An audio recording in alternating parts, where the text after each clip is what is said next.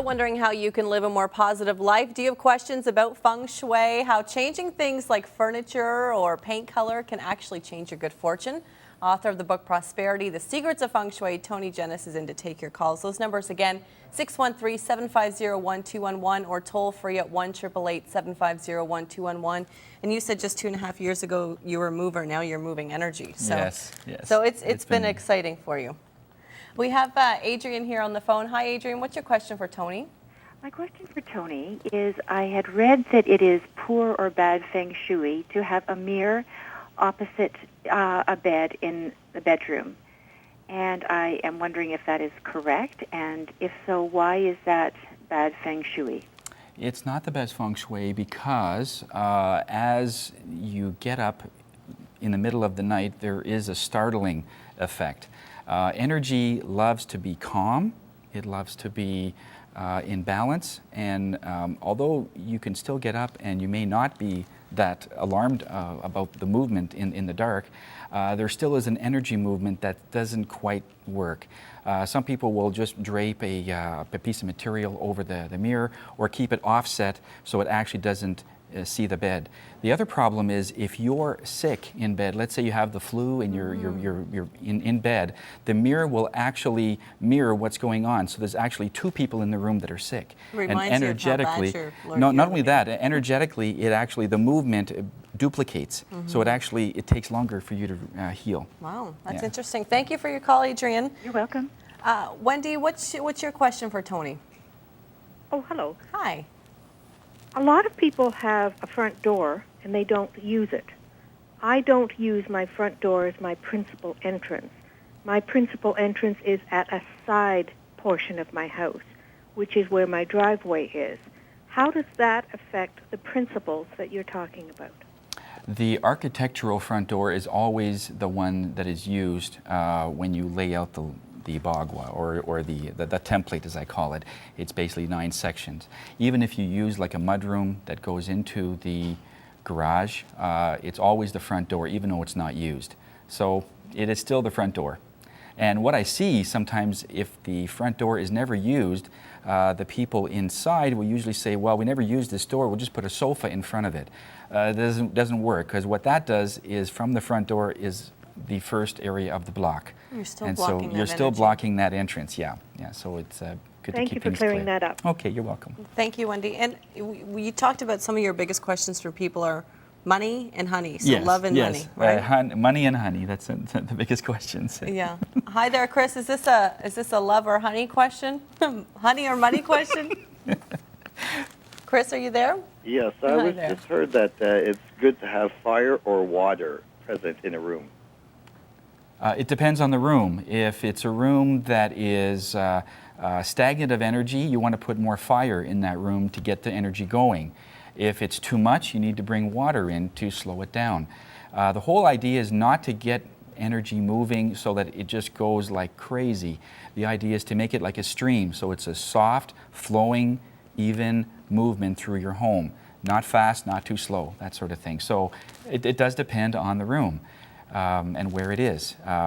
If it's in the money section, which in cases it's to the far left back corner based on your front door, that's kind of like the wealth area based on Chinese bagua, you want to put more water in there. You don't want to put fire because fire burns money. And that And we don't want that. yeah, you don't want that. So water is the stream, and water is the clearing, and that's what actually brings you more fortune. Thanks for that, Chris. No problem. Thank you very much. You're welcome. So does that mean if you were to put a little water fountain in Yes. your home, Yes. that's what you should Yes. do, not just outside? Absolutely, absolutely. That's what I usually recommend is a water fountain or pictures of water. Some places there's no outlet, and so just a picture of an ocean is fine, as long as it's not a raging ocean, even in the picture. So it has to be. So even a picture will do. That's right. A picture will do. It still has a water element. Yes. All right. Katia, hi there. What's your question for Tony? Hello, Tony. I just have a question about your sources of learning about Feng Shui, because Feng Shui is a very complex science, and depending where you put those Netsuki, or pictures of water, that can bring bad Feng Shui.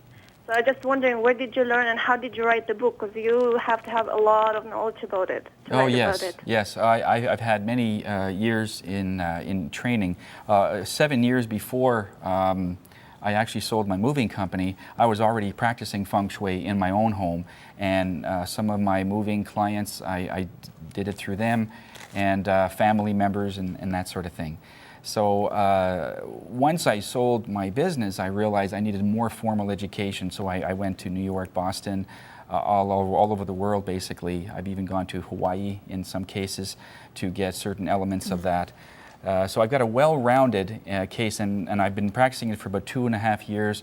And there's a lot of skeptical people out there.